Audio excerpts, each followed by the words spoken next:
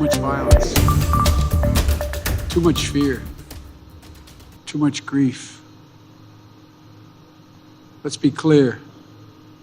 Evil came to that elementary school classroom in Texas, to that grocery store in New York, to far too many places where innocents have died. As the nation mourns the lives lost in recent mass shootings, President Joe Biden there addressed the events in Uvalde, Texas at Robb Elementary School and 2 weeks ago in Buffalo, New York. Thank you for joining us. I'm Galen Etlin. In Texas, 19 children and 2 teachers are dead, killed by a gunman on Tuesday. That followed the racist killing of 10 people in Buffalo, New York at a grocery store in a predominantly black neighborhood on May 14th. Now, yesterday in Texas, we learned at least 19 police officers were inside that school as children were being shot. And parents, of course, are upset. These are children, 4th graders, children. That little girl should not have to have covered herself in blood to survive that time frame that it took to get in and rescue her. The Texas State Public Safety Director was unable to explain why the school resource officer was not on campus, nor why the on-scene commander misjudged the ongoing active shooter threat. We now know multiple things went wrong on Tuesday, and one of the biggest is that breakdown in communication that kept officers in the hallway even as children begged 911 dispatchers for help. Matt Houston dives deeper.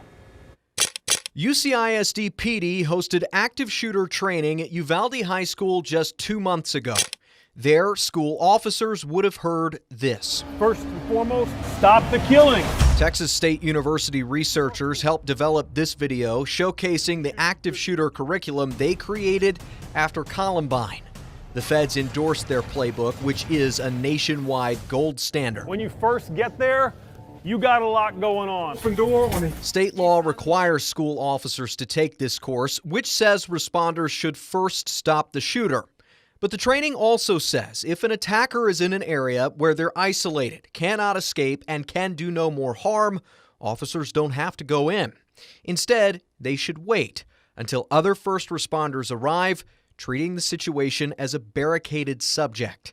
The problem? There were children in that classroom that were at risk, and it was, in fact, still an active shooter situation and not a barricaded subject. As many as 19 officers waited in the hallway even after 12:03, when a student first called 911 from inside the classroom. She called again at 12:16 and confirmed 8 or 9 kids were still alive. At 12:47, she asked 911 to please send the police now. Students were in near constant contact with 911 dispatchers for 47 minutes. The commander, UCISD's police chief, either did not get that message or he ignored it.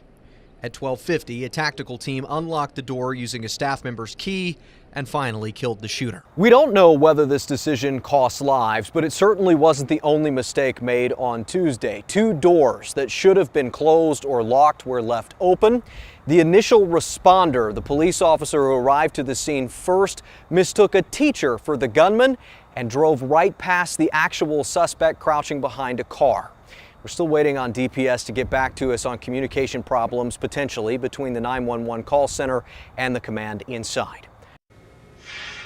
That was Matt Houston reporting for us. Now, after the chaos unfolded inside the school, doctors at a local hospital worked to save as many lives as possible. There were not enough ambulances to transport so many victims, so most of the 11 kids rushed to the hospital arrived in a school bus. The team then airlifted 4 kids and an adult to San Antonio, while a team of surgeons, specialists, and family doctors filled the emergency department.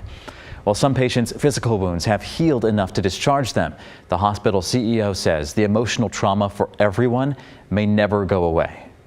A lot of the folks in the emergency room and throughout our hospital as a whole either knew people there, had relatives there. How do you tell your child that, 3 of their friends were, they're not going to see them again? And so they're dealing with that. Now, the hospital is not only offering counseling to its staff, but time off to cope and to be with family. But in many cases, people will use that time to attend funeral services for some of those 21 people killed. And tonight, there are a number of ways you can help families who have lost loved ones in Uvalde. University Health in San Antonio set up a relief fund for victims. Another group, Victims First, has a GoFundMe. So far, there have been more than $3 million in donations for things like funeral expenses and counseling. More details about how you can help are on KGW.com. Decades into these tragedies, one mass shooting after another, we are again hearing the debate play out over how to prevent the next one.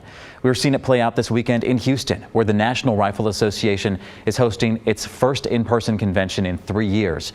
Protesters outside that convention are angry the organization did not cancel the event and called for more gun control measures. Those inside the NRA convention are saying no law would have prevented the mass shooting in Uvalde and are instead calling on further fortification of schools. That debate is also happening here in Oregon, with Senator Ron Wyden calling for new federal legislation. We all know about the ever lengthening list of atrocities that have hit us in Oregon. Thurston High School, Clackamas Town Center, not far from our home in Southeast Portland, Reynolds High School, Umpqua Community College. And what you got to say with respect to this, sum it all up, it's just, enough.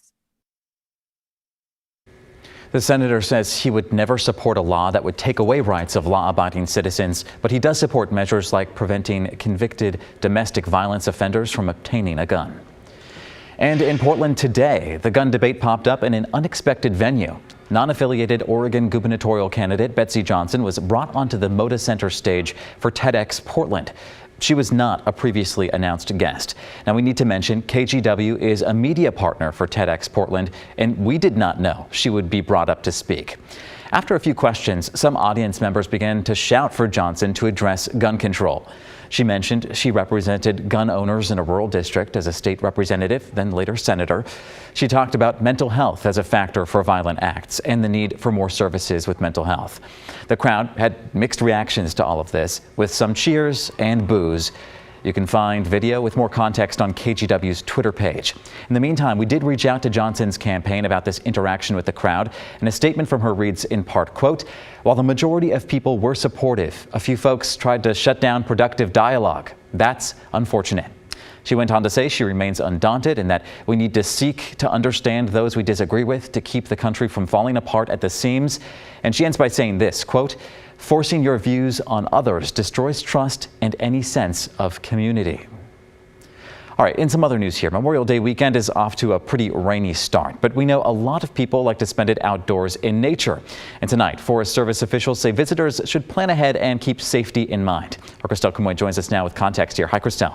Hey, Galen. So the holiday weekend marks the unofficial start of the summer recreation season. Many will head over to campgrounds across Oregon and Washington, but some areas are still feeling the effect of wildfires from the last 2 years. And despite it being almost summer, some areas are still experiencing winter-like conditions.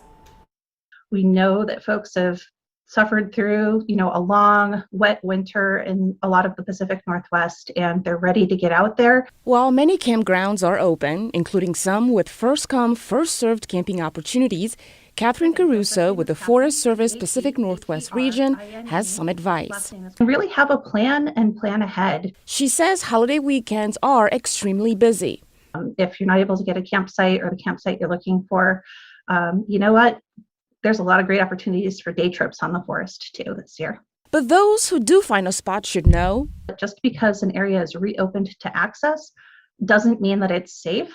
More than 500,000 acres of forests and grasslands burned across Washington and Oregon in 2020 and 2021. Caruso says areas in and below recently burned areas are at increased risk of falling trees, rocks, landslides, flash floods, and hidden ash pits for up to a decade after a fire. It's really never safe.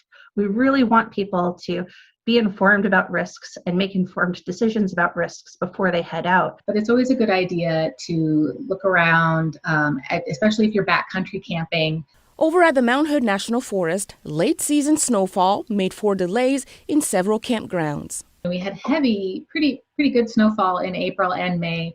It means the snowpack for Mount Hood area is back really well above average. The opening of higher elevation campgrounds, including Trillium Lake, Frog Lake, and Steel Creek, is delayed by a couple of weeks because of the late winter. Where rivers and lakes are fed by snowmelt, the waters are exceptionally cold, increasing risks for recreation activities in and around water. So wherever you decide to be this season, Forest Service officials want you to keep this in mind. Please, please, please know before you go. Take some time to get educated about the area you plan to visit. The U.S. Forest Service has managed to reopen some of the campgrounds affected by wildfires, and it hopes to reopen more this summer. And again, it also says just because an area reopens, it does not mean it's as safe as it was before. So visitors should always be careful. Galen? All good information, Christelle. Thank you so much.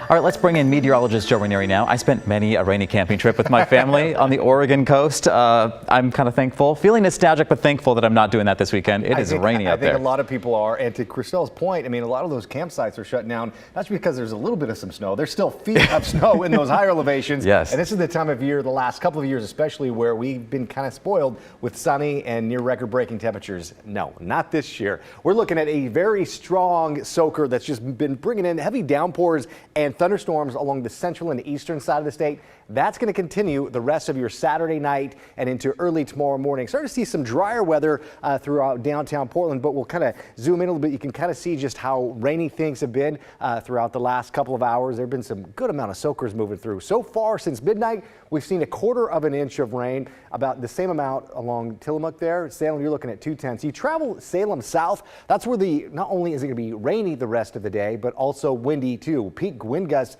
near Eugene earlier this afternoon were right around 45, 46 miles per hour. So as we put the Futurecast in motion, this is showing the winds throughout the rest of the night. We'll be looking at gusts right around 25 to 30 miles per hour along the Oregon coast.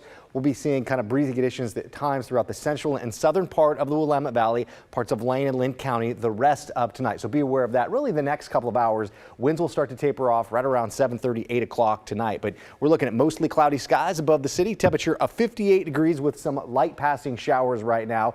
Some of us will be continuing to see light passing showers the rest of tonight. Others, there could be some heavier downpours depending on where you're at. As we bring in Futurecast by 10:30, we'll continue to see some scattered showers at times, and then we'll start to see some drier weather to kick things off tomorrow morning. But there will be scattered showers throughout a good part of tomorrow as well. Temperatures right now are in the mid to the upper 50s. And coming up in about 10 minutes, I'll have more on the detailed forecast. That includes daytime highs close to 80 degrees by the early part of next week. We'll be right back.